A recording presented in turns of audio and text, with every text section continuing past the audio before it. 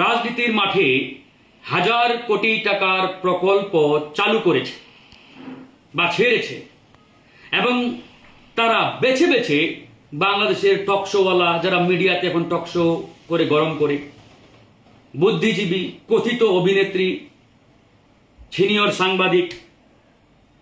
সাংবাদিক নয়, এদের পিছনে প্রচুর পরিমাণ টাকা ইনভেস্ট করছে। এবং এদের কাজটা কি?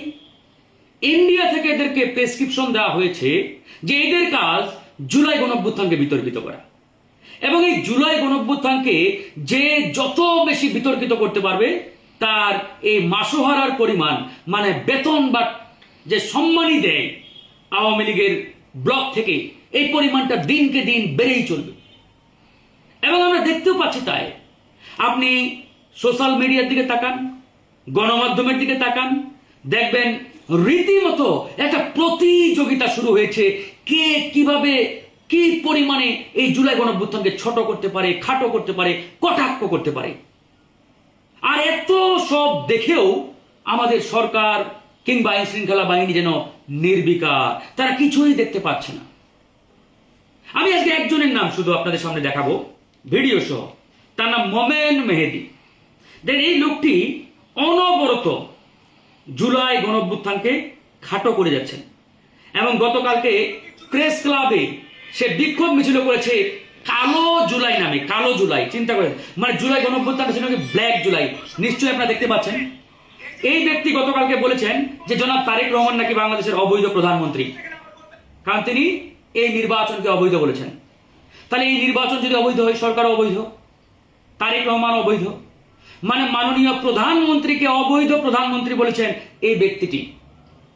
অথচ অত্যন্ত আশ্চর্যের বিষয়, তিনি এখনো বহাল তবিয়তে, তার বিরুদ্ধে কোনো অ্যাকশন নেই, তাকে কেউ গ্রেপ্তার করছে না। কেন? কারণ ওই যে তিনি ইন্ডিয়ার প্রোডাক্ট, ওখান থেকে রসদ আসে। ভেরি সিম্পল, একবারে পরিষ্কার। আমরা সরকারকে বলতে চাই, দয়া করে এই গোষ্ঠীটাকে থামান। যারা জুলাই গণঅভ্যুত্থানকে আজকে কটাক্ষ করছে, খাটো করছে, এরাই দেখবেন এই সরকারের বিরুদ্ধে কথা বলতে সময় নেবে না, এই সরকারকে অবৈধ বলতে সময় নেবে না, মাননীয় প্রধানমন্ত্রীকে অবৈধ বলতে সময় নেবে না, যেটা এই যে কতিপয় ব্যক্তি ইতিমধ্যে শুরু করেছে। তা আমরা তো চাই না এরকম কথা শুনতে। তাই দয়া করে থামান। অনেক বুদ্ধিজীবী বিএনপির পক্ষে এখন গলা ফাটায়, এরাও আদতে আপনাদের রিয়েল বন্ধু নন।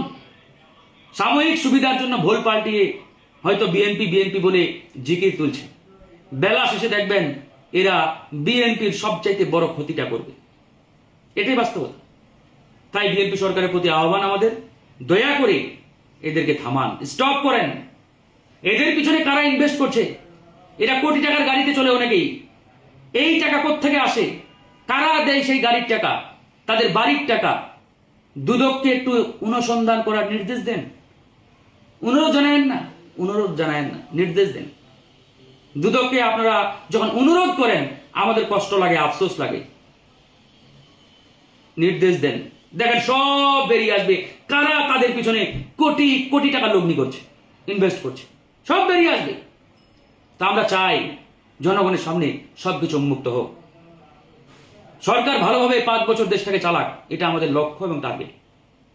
সেই জায়গা থেকে আমরা সরকারকে সহযোগিতা করছি, ভুলগুলো ধরিয়ে দিচ্ছি, সরকারের যারা বিপদের কারণ হবে আগাম সরকারের কাছে তুলে ধরছি। আমাদেরকে শত্রু ভাবিয়েন না, আমরা সত্যিকারের বন্ধু আপনাদের। এতটুকু আজকে বলে গেলাম। আল্লাহ হাফেজ।